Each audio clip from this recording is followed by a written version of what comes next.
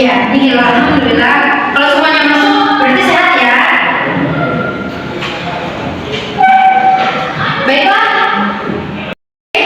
Ibu mau nanya nih, siapa yang masih ingat materi minggu lalu? Coba Sisi, apa? Iya, kerajaan Hindu-Buddha di Indonesia. Nah, sekarang kita kaitkan materi kita pada hari ini. Kerajaan Kutai. Nah, kerajaan Kutai ini termasuk salah satu kerajaan Hindu-Buddha di Indonesia. Sebelumnya itu tujuan pembelajaran kita pada hari ini itu yaitu agar siswa semua mengetahui sejarah kerajaan Kutai dan di mana sih kerajaan Kutai itu. Baik anak-anak, di sini kita langsung masuk materi aja ya.